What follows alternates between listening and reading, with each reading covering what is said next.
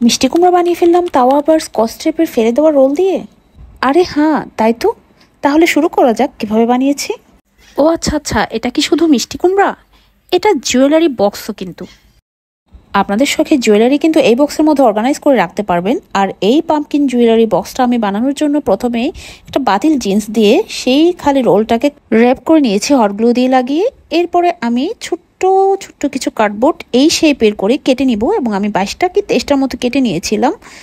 সবগুলো কাটা শেষ হয়ে গেলে এবার আমি সেই কেটে নেওয়া কার্ডবোর্ডগুলোকে খালি রোলটার মধ্যে লাইন বাই লাইন এভাবে লাগিয়ে দিব। এবং এটা লাগানোর পরে এত সুন্দর হয়েছে, আমি অনেকক্ষণ তাকিয়েছিলাম। এবার আমি মাস্কিং টেপ ইউজ করব। আর এই মাস্কিং টেপটা যে এত কাজের সেটা আমি আগে বুঝতে পারিনি।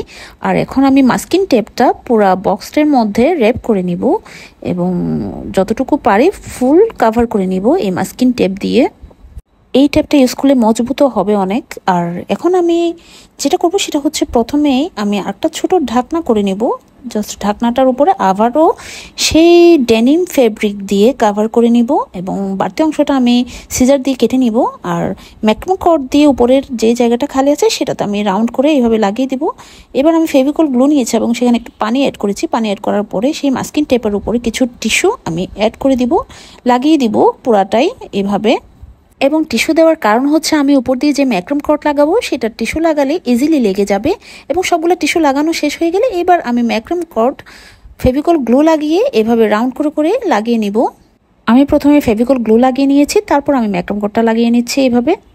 এখন নিচের সাইডটাও আমি ম্যাক্রোম কট দিয়ে কভার করে নিব। ও আচ্ছা, মজার কথা কি জানেন, আমার কিন্তু এটা পাম্পকিন বানানোর কথা টোটালি ছিল না। আমি চেয়েছিলাম জাস্ট একটা বক্স বানাবো এবং এখানে জাস্ট একটু ডেকো পেজ দিয়ে কিছু ফ্লাওয়ার লাগিয়ে দেবো। কিন্তু এটা যখন বানিয়েছি, বানানোর পর দেখছি শেপটা কেন জানি মিষ্টি কুমড়ার মতো লাগছে। তো সেই জন্য আমি অরেঞ্জ কালার করে দিয়েছি অ্যাক্রিলিক পেইন্ট দিয়ে। এবং এই আইডিয়াটা আমার এসেছে কাজ অর্ধেক শেষ হওয়ার পরে। এই শেপটা দেখে আমার এই আইডিয়াটা এসেছে যে এটা পাম্পকিন বানালে সুন্দর হবে। এবং এখন আমি একটা শুকনো ডাল নিয়েছি এবং সেটাতে আমি পাটের রশি লাগিয়ে দিয়েছিলাম। এবার 2টা না 3টা পাতা লাগিয়ে দিব হট গ্লু দিয়ে। এবার নিচের দিকে আরেকটু পাটের রশি পেঁচিয়ে দিব সেই জায়গাটা একটু মোটা হওয়ার জন্য। এবং আবারও পাটের রশিতে আমি ফেভিকল গ্লু লাগিয়ে এভাবে পেঁচিয়ে দিব স্টিকের মধ্যে, এবং সেটা শুকানোর পর এরকম কার্লি হয়ে যাবে। আর এইগুলাকে আমি পাতার উপরে লাগিয়ে দিয়েছি। And hairs the final outcome. এই ফাইনাল লুকটা আপনাদের কেমন লেগেছে আমাকে অবশ্যই শেয়ার করবেন। আর এটা কিউট একটা গুলুমুলু পাম্পকিন হয়েছে। মজার ব্যাপার হচ্ছে, আমি বানাতে চেয়েছিলাম একটা এবং বানিয়ে ফেলেছি আরেকটা, সেটাই সবচেয়ে মজার ব্যাপার ছিল। আর এখন এটাকে আমি সাজিয়েও রাখতে পারবো শোপিস হিসেবে। আবার সেখানের মধ্যে আমি আমার শখের জুয়েলারিগুলো অর্গানাইজ করেও রাখতে পারবো। চুড়িও রাখা যাবে, ইয়াররিংও রাখা যাবে। তো আপনাদের কেমন লেগেছে শেয়ার করবেন। আর সবাই ভালো থাকবেন, সুস্থ থাকবেন, তানজানাস ক্রিয়েশনসের সাথেই থাকবেন। আজকের মতো আল্লাহ হাফেজ।